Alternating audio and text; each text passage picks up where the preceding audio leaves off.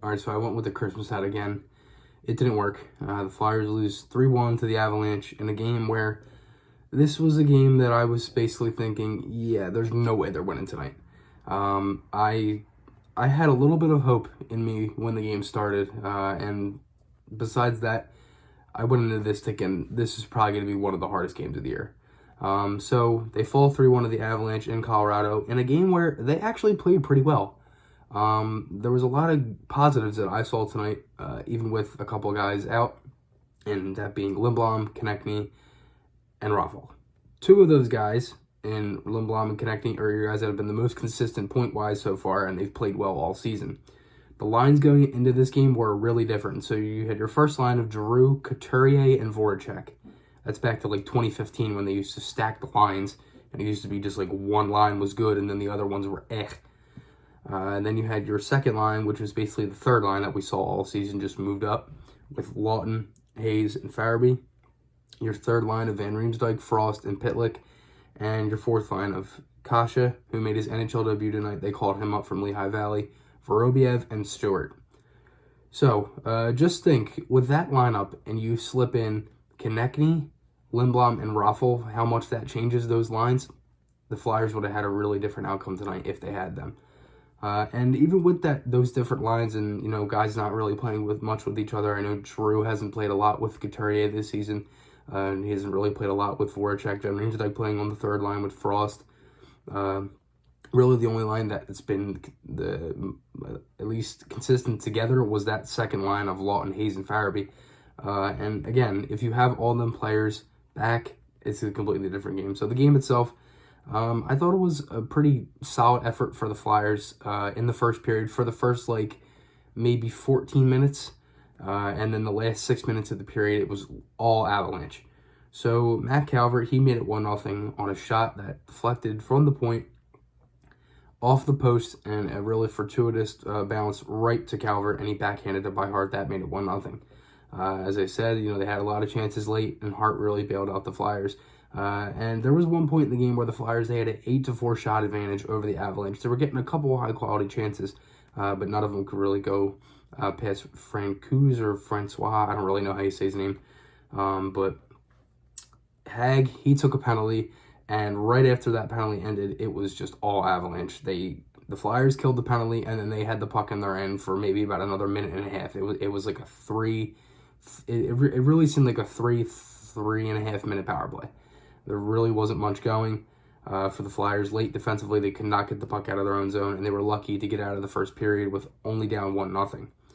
In the second period, the Flyers outshot the Avalanche 17-5, and Mikko Rantanen got a goal. Hart made an amazing save on Rantanen a couple minutes before Rantanen made it 2-0, and it was just an amazing save, save of the year candidate, and it was, oh my god, I jumped up out of my chair. It was amazing, such a good save, and Rantanen, he would score a horrible defensive breakdown in front. Oh my god, another bad play by Hag. He didn't even have a stick on the ice, and that let McKinnon, the one guy that you need to have your stick on the ice against. Hayes was the only guy trying to get back for Rantanen, and Rantanen beat him in a foot race and tapped it in by Hart. Nothing really he could do, and they scored 1 goal and 5 shots in that period. And in the third, Rantanen would score again. Now, I'm going to break down this goal real quick. I mean, just look at the defensive coverage on this play. Like, what are they doing? I don't get it. It makes absolutely no sense. Niskanen, he's in a tough spot, but then again, there's nothing he can do because there's no defensive help from Braun. And you cannot leave Rantanen wide open. And that's the same case for the second goal. There's a completely defensive breakdown in coverage down in their zone, and the two guys that you don't want to leave open, Rantanen, who gets both goals, and then McKinnon, who assisted the second goal, two guys you have to cover, and they don't, and the Avalanche get 2 goals off of that. So Hart gets left out to dry on those 2 goals. And the Avalanche, they pick up the 3-1 win. Giroux, he picked up a goal with around 5 minutes left in the third on a backhand right in front. And that made it 3-1, and that was final. So it was again, I thought the Flyers played pretty good. They outshot the Avs 33-27 tonight, but again, not many shots. High percentage shots. They were kind of just all outside the perimeter. None of them were really testing Francois, whatever his name is. But a couple positives out of this game. I thought they played pretty good with, 3 of their main guys out in LeBlanc, Konechny, Raffle.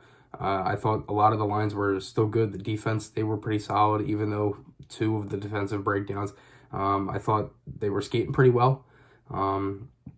But one bad thing tonight, that second line of Lawton, Hayes, and Farabee were out for all 3 goals. Hayes was a -3, Lawton was a -3, and Farabee was a -3. I didn't think that line had a good game. But I thought Farabee, he was making a couple chances. He really was. He was, skating well. He was generating a couple shots. The power play, they struggled again. They were 0 for 2. That's 5 straight games for the power play without a goal. They're 0 for 13 in their last 5, and they're 6 for 53 in the last 17 games played on the power play. That's 11.3%. So they really need to get that power play going late into the stretch. David Kase, he played his first NHL game. He had the rookie lap before. He played 7 minutes, 47 seconds of ice time, 4 shot attempts, and he had 2 hits. I thought that line was pretty good. Again, the top line of Giroux, Couturier, Voracek, they were pretty good. They were generating chances. They had their chances, and they got the goal. Not much from the bottom 6. There really wasn't anything going. And again, it was just a frustrating game. It's just another game that's like, this team has to find ways to score, and it can't be the same couple 3 guys. They're going to need more production from these guys, even with Konechny, Lindblom, and Raffle out of the lineup. We don't know how long. Hopefully it's not long. So then these guys can come back in and they can play with a full lineup.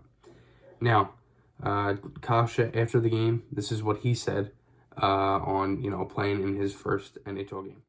I was a little bit nervous, but I talked to Jake and he told me to have fun and play simple. It was amazing for me to be here. So a good thing here from Voracek, showing he is a leader, a veteran on this team, helping out David Kase here, playing in his first NHL debut. They're both from the same country, so that was probably why he was talking to Voracek. And again, it's good to see your veteran players really helping them out. He's making sure just, hey, play simple and you'll be fine. All right, so now the Flyers, they got 2 games left on this road trip. They got Minnesota on Saturday night at 7, and then the Jets on Sunday at 5. They're going to be tough games, not as tough as the Avalanche, but the Flyers should be able to win both.